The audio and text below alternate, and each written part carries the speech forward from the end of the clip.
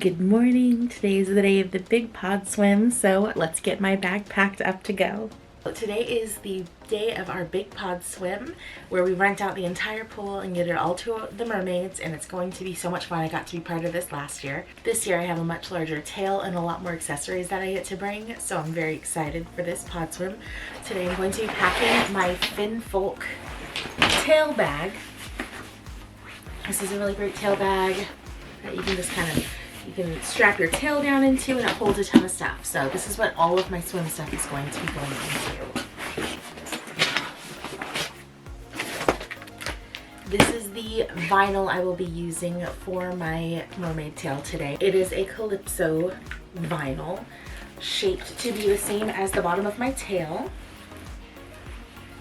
This is my Saphira tail that I'll be using today. It's fully finned, which means it has hip, calf, and dorsal fins, and it is a signature tail, so it's got that really big fluke. My very first time swimming with the big pod swim at this pool was in my Discovery, which doesn't use a vinyl. It has just a standard tail skin, then it just goes off the shape of your monofin. This is my Linden monofin by Body Glove.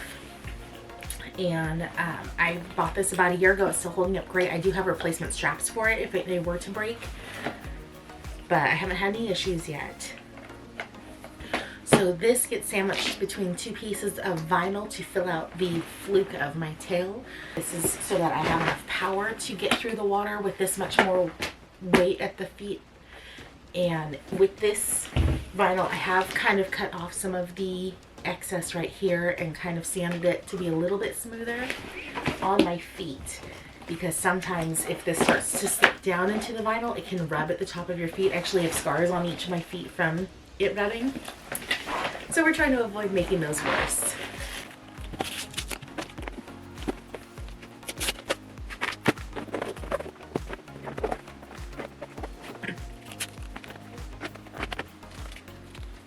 Now this is how I put my monofin and vinyl into my tail. Not everybody does it the same way.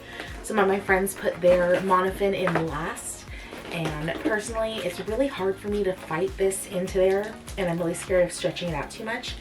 And once this has the vinyl on it, while this is still a pretty bendy monofin, it's still with that vinyl on there, it can help bend it further to kind of get into the tail.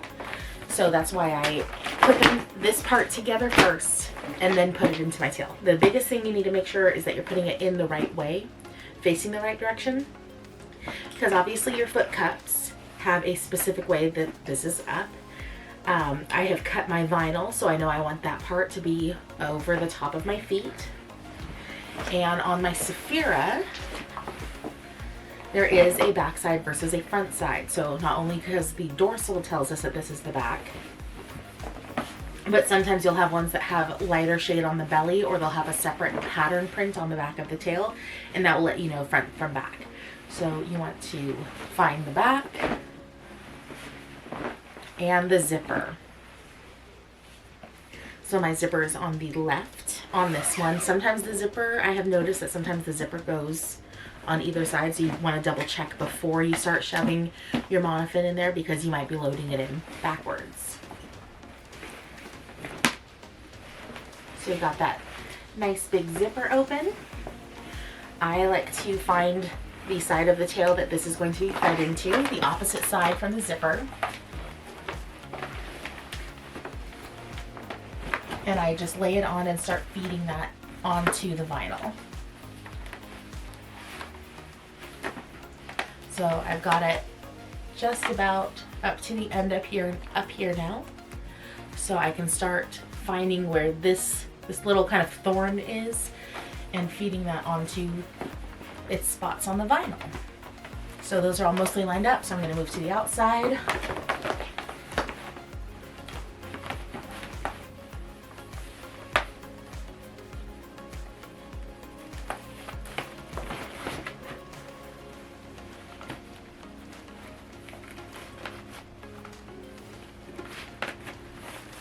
Okay, so that's one side of our fluke with vinyl and monofin inside of it.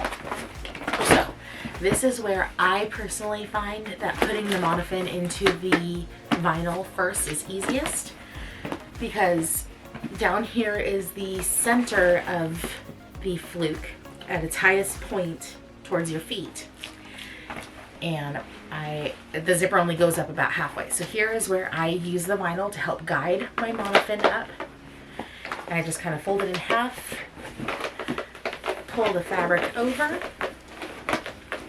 and then I gently unroll it and push it down into the fluke. And I just find this to be so much easier to what we call skinning your tail. I find that this is a much easier way for me to skin my tail than trying to put in monofin with the vinyl already inside the tail. And then once it's in there, you just zip it up. Double check everything. All these little thorns are in the right spot. They're not really thorns, I just keep calling them that. But there we go. One fully skinned tail. I know that this is the front because the dorsal is on the back side, and I put it in correctly so I know my feet are going to be able to just go right in. Now some people like to unzip their tail a little bit to help guide their feet in. When I put on my mermaid tail, I go from the top and just kind of shimmy all this fabric down and open it up around the feet cups like this. So I can see I get my feet in there, and then once my feet are all secure inside of the monofin, I pull it up to my knees, pull it up over, then kind of do a back bend to get it up over my butt. So here's my fully skinned tail. So on this tail, only my hip fins have boning inside of them.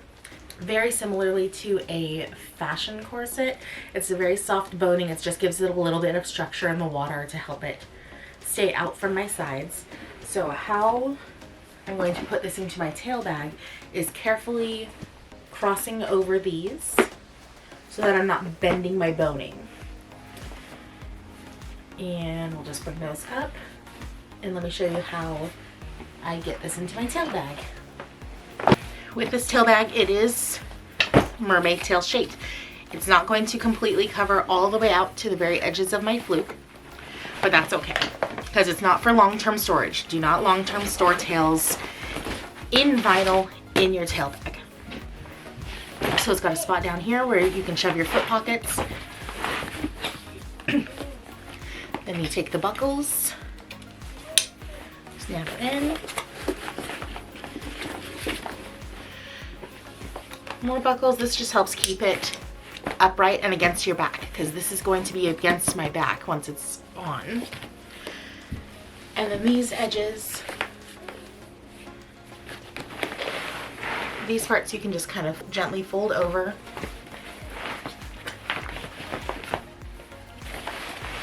Now, something else I'm going to be storing in here is my brand new silicone top. It's so pretty. I'm so in love. This is by Siren Studios. It's beautiful, one-of-a-kind mock-up. They have some incredible pieces up for sale right now. And just to save on space, I'm going to go ahead and shove my towel in here, as well as this is a fabric yoga mat instead of the plastic ones. They tend to absorb water. This is basically just a towel that protects my tail from the concrete of the pool area floor. So that can just live in here too. I'm also bringing some fishnet as a gap wrap to cover up the transition from top to stomach to tail.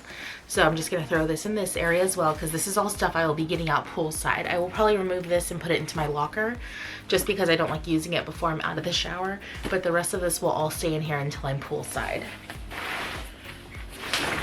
Then we just fold this up.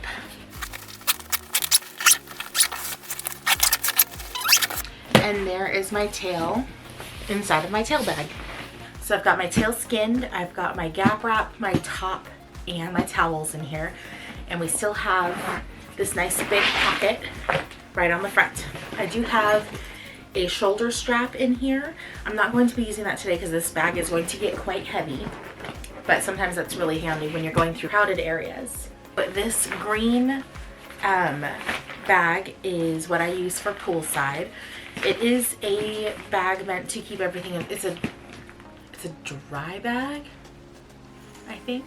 It's meant to keep things dry inside of it. So this is what I use for poolside. This is my little bag that I'll take out from here. I have tons of extra earplug wax. I have this set of mermaid fingers. They're fun. I don't use them very often, but you do kind of notice a difference in the water, so maybe I'll wear them for a little bit today. I have my anti-fog spray for my goggles. And this usually holds my nose plugs. Right now it has some ear sealing wax inside of it when I didn't need a whole ball. But unfortunately it looks like my nose plugs are gone, so I need to order new ones. I use sinus savers. They don't show up much on camera. You do have like a little loop from down here. I don't like the ones that pinch over the top of your nose personally. They hurt too much to be worth it for me. But I do, oh no, here they are. Okay, they fell out with the thing. So these are my sinus savers. And those just kind of go in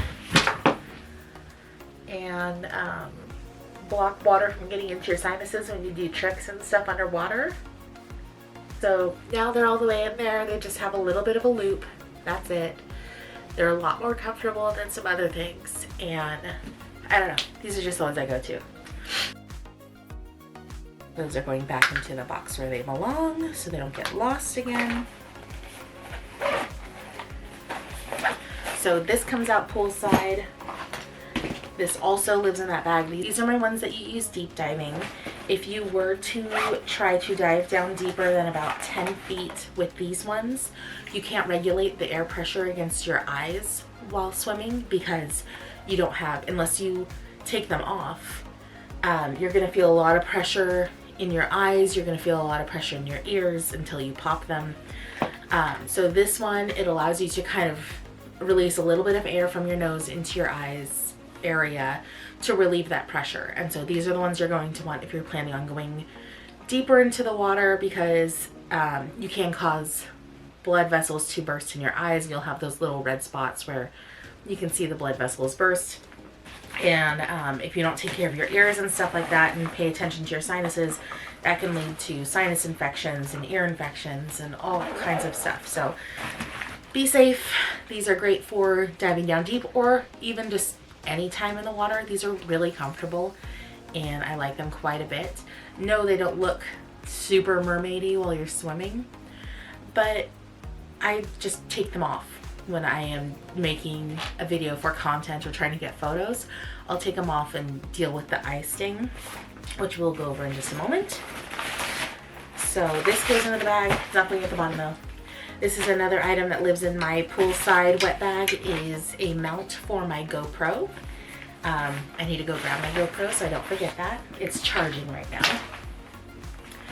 So we've got the GoPro mount, face mask,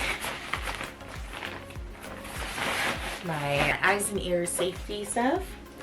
And because we are taking content today, I am bringing a snorkel with me so that I can stay looking underwater longer and recording my friends as they go by, just to help out, because for some reason when I'm swimming I can hold my breath a lot longer than if I'm just sitting there trying to record my friend do a trick. So does this really fit in here? Not so much today, so we're just gonna snap that together. And that goes right in here. So this is the bag I use that I leave out in my locker while I'm swimming, because this has my shower bag as well as kind of like post-swim care bag. This is my shower bag. In here I have saline solution and an eye rinse. I do wear contacts and sometimes I do swim in them. I know I'm not supposed to, but otherwise I can't see at all. And I know you can't see underwater, but I can't see the people who are above the water either. And so just, I deal with it sometimes. Sometimes I'll just wear my glasses to the pool and take them off while I'm swimming and put them back on once I surface. But either way, I like to rinse my eyes out really well after a swim. In here I also have shampoo and conditioner. I use Try Hard shampoo and conditioner for swimming. So I put the conditioner in before I get into the water to kind of coat my hair, and when I shower before getting into the water, it helps kind of make sure that my hair absorbs the conditioner and the clean water before I get into the chlorine.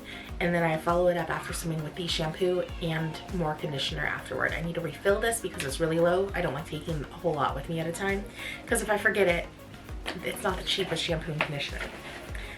I've got some body wash, and I have swimmer's ear drops that I put in during my shower, and I just kind of put in a few drops, tug my ear a little bit, really get that in there.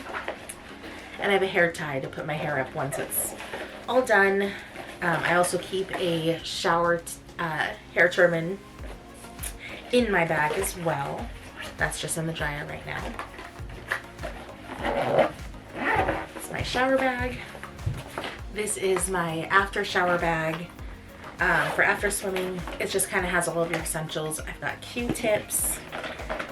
I have argan oil for in case my hair is feeling a little extra dry from the chlorine. Some lotion. I have a contacts case in case I want to take out my contacts. I take them out when I rinse out my eyes. So sometimes I'll just leave them out and wear glasses to go home. Sometimes I'll put them back in. Kind of depends on what I've got going on that day. I'm going to be wearing makeup today, so I'm just going to leave them in and hope I don't lose one. I have lost them while swimming before. There is deodorant, some extra tampons, and then this is 8 symptom eye relief drops. So it helps when your eyes are feeling super dry and tired of swimming and chlorine and all of it. So I have relief drops for after swimming, and then this is what I put in before if I'm going to take out my contacts, because you're not supposed to use it with your contacts in. I want to look into that because I would love to be able to use this with my contacts. This is an eye gel, and it's just a really thick substance that coats your eye to help prevent the chlorine from causing them to get red and irritated and hurt.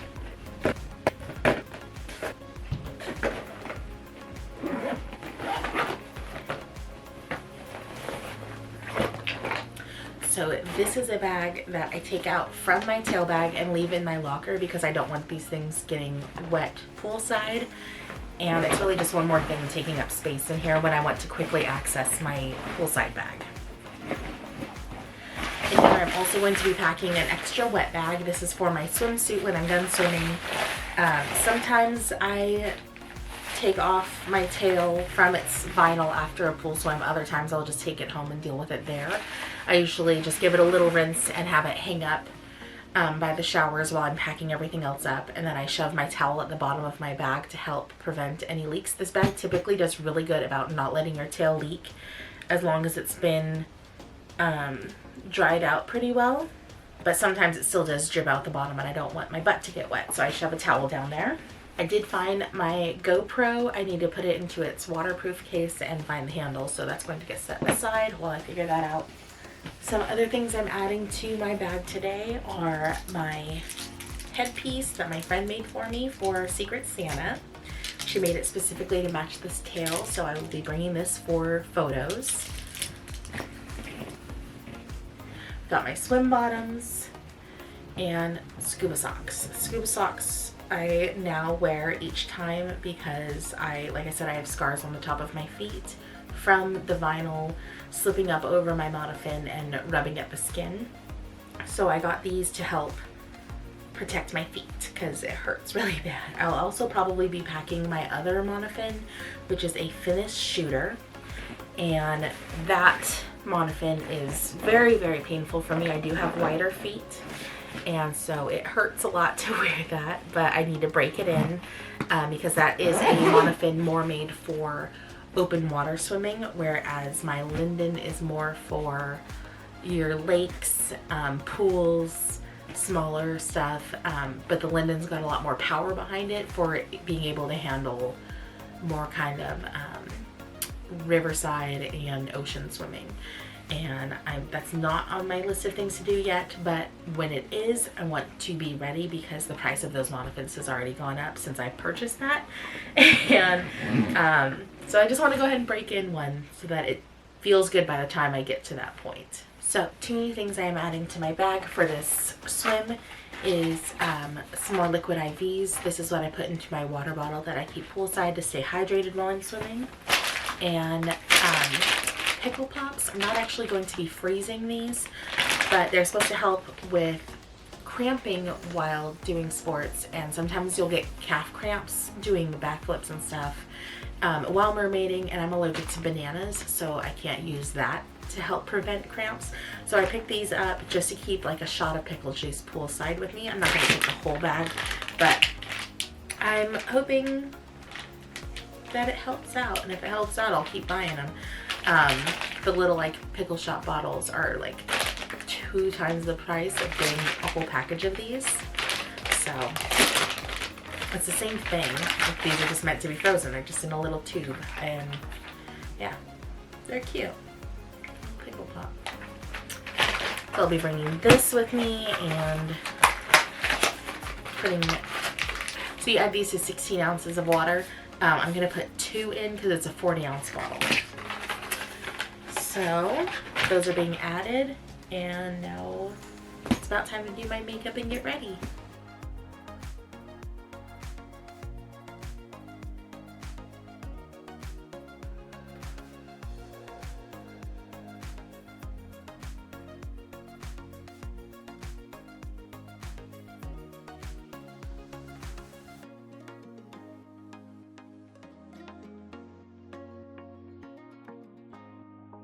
Okay, so I just got done doing my makeup. I put on my crown because I don't usually go for a darker makeup like this. I've never done this look before, but it's growing on me. I put on my top so I can get the full mermaidy effect. So here we go. I've got my silicone top on, my crown, my makeup, and then these are the leggings that match my tail. So this is how it'll all look together in the water.